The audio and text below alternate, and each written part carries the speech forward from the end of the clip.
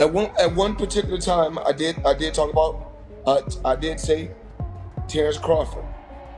Okay. Now, but what are we rating these fighters on? What are we rating these fighters on? Floyd Mayweather's eyeball test. That works for You're me. eyeballing these guys. You watch Terence Crawford. You know why he has a problem getting the other welterweights in the ring with him. boxing. Yo, yeah, so if he was pound for pound, Floyd was pound for pound. You or Floyd, who would have done that? Who would have won that? Me. Because I think Floyd at his best was a better defensive fighter than Crawford. Crawford's a better offensive fighter, but in those kind of matchups, I think defense usually beats the offense. Floyd Mayweather recently fired back at Terence Crawford during a live interview, saying Crawford should not be ranked at the very top of the pound-for-pound list. That comment immediately sparked debate across the boxing world. On the other side, Stephen A. Smith strongly disagreed, calling Terence Crawford the best fighter on the planet and the true pound-for-pound king. Crawford proved his case in the four-belt era by becoming the undisputed world champion.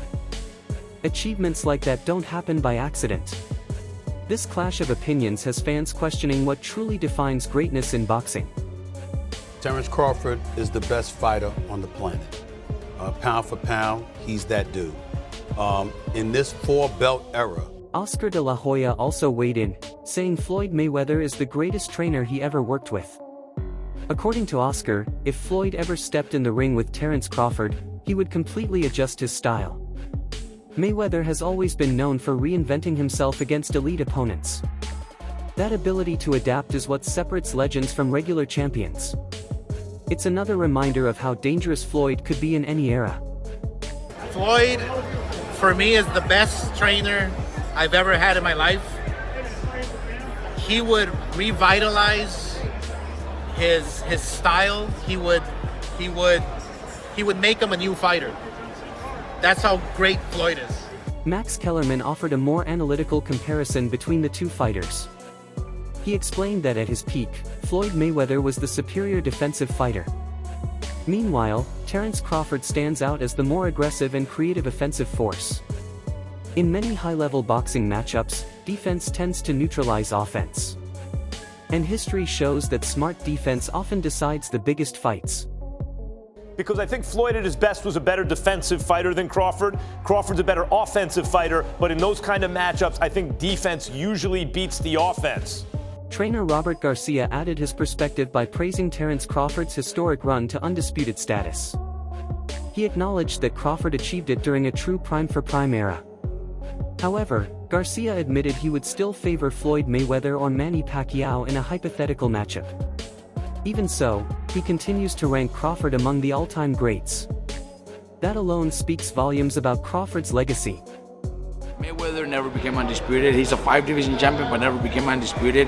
Never really followed that unification, stuff like that.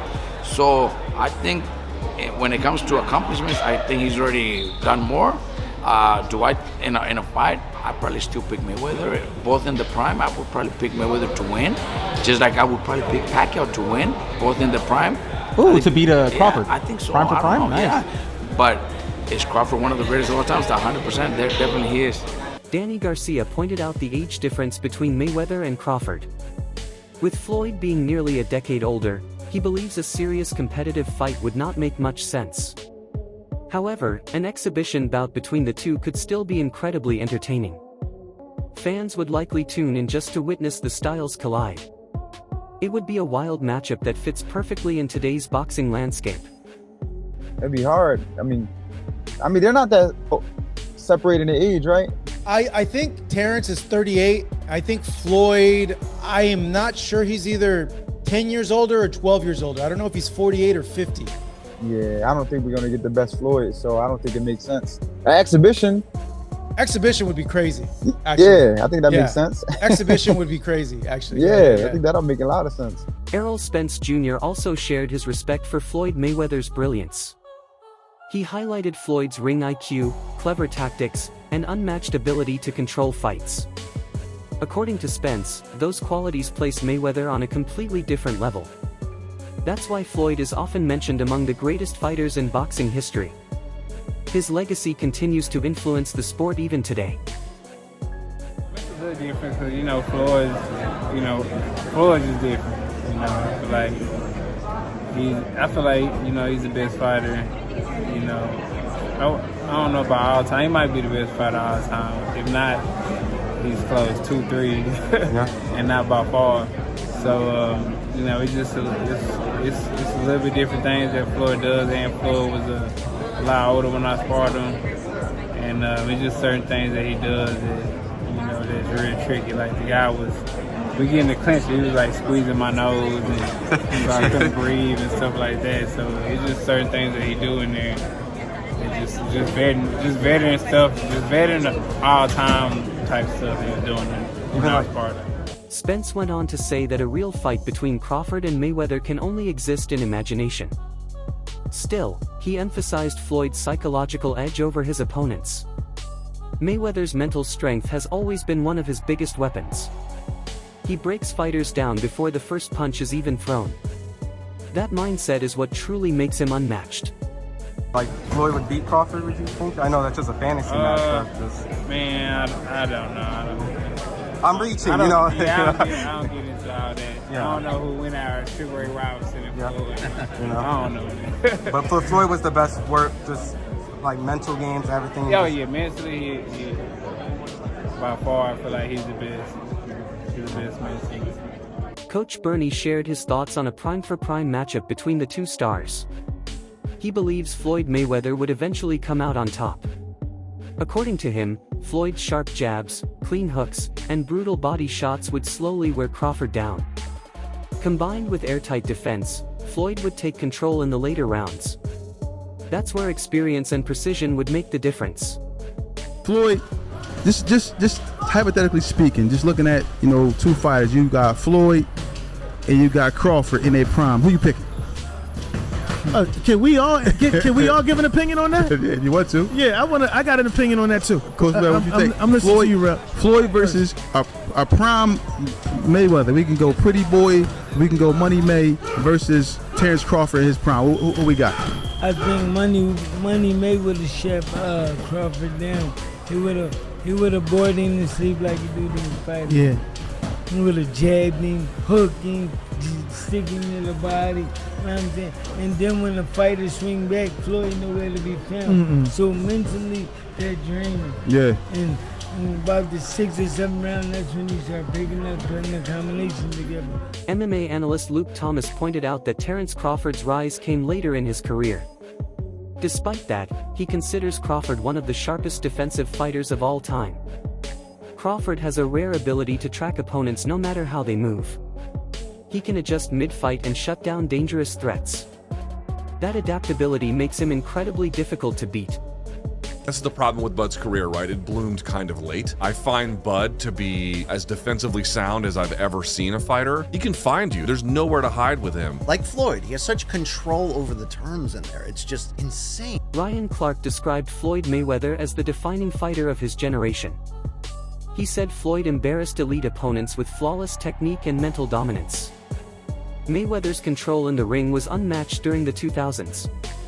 He didn't just win fights, he dominated them. That level of superiority made him a symbol of greatness.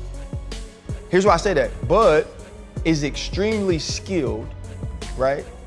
Yet not as skilled as Floyd Mayweather. Floyd Mayweather made people look foolish, right? And so if I had to say who's the greatest I've seen, and Bud said it, right? The best of an era and the best of an era, it's Floyd.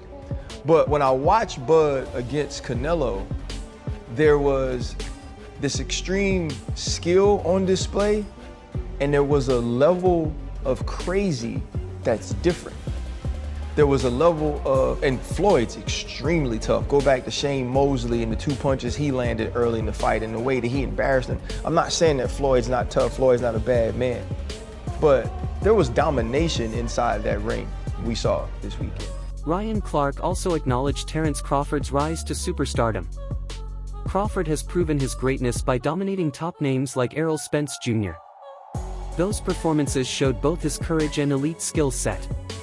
He didn't just win, he made powerful statements.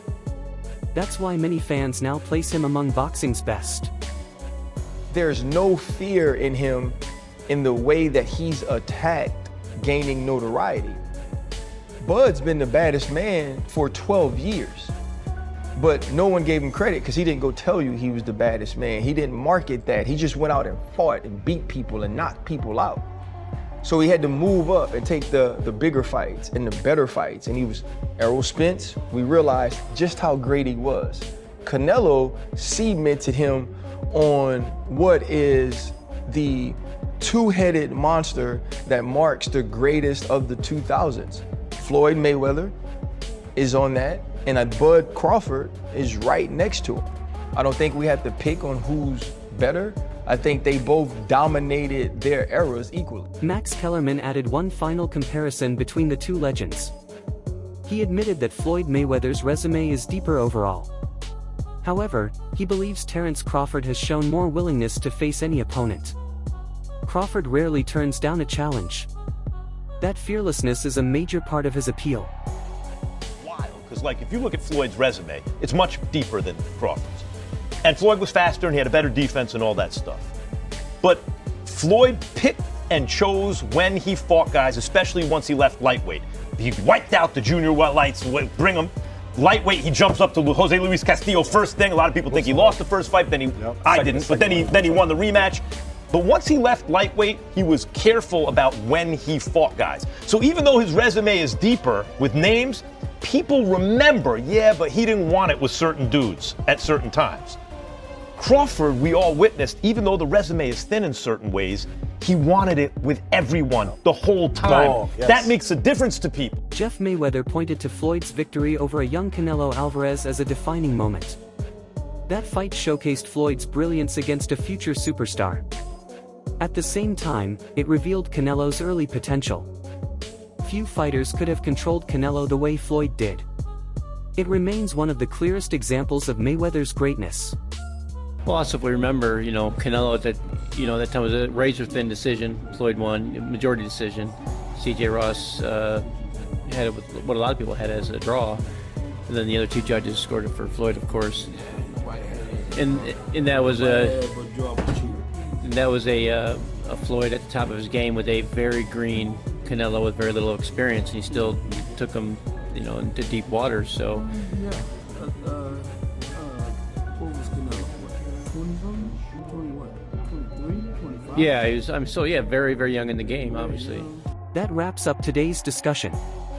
Let us know your thoughts in the comments below. Who do you think truly deserves the pound-for-pound crown? Make sure to like, subscribe, and stay tuned for more boxing updates. Until next time, we'll see you in the next video.